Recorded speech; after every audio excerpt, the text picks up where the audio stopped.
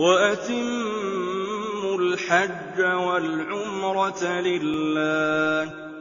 فَإِنْ أُحْصِرْتُمْ فَمَا اسْتَيْسَرَ مِنَ الْهَدْيِ ۖ وَلَا تَحْلِقُوا رُءُوسَكُمْ حَتَّىٰ يَبْلُغَ الْهَدْيُ مَحِلَّهُ ۚ فَمَن كَانَ مِنكُم مَّرِيضًا أَوْ بِهِ أَذًى مِّن رَّأْسِهِ فَفِدْيَةٌ مِّن صِيَامٍ أَوْ صَدَقَةٍ أَوْ نُسُكٍ ۚ فَإِذَا أَمِنتُمْ فَمَن تَمَتَّعَ بِالْعُمْرَةِ إِلَى الْحَجِّ فَمَا اسْتَيْسَرَ مِنَ الْهَدْيِ ۚ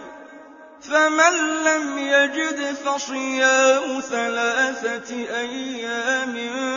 فِي الْحَجِّ و7 إِذَا رَجَعْتُمْ ۗ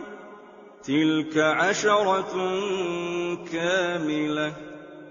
ذَٰلِكَ لِمَن لَّمْ يَكُنْ أَهْلُهُ حَاضِرِي الْمَسْجِدِ الْحَرَامِ ۚ وَاتَّقُوا اللَّهَ وَاعْلَمُوا أَنَّ اللَّهَ شَدِيدُ الْعِقَابِ.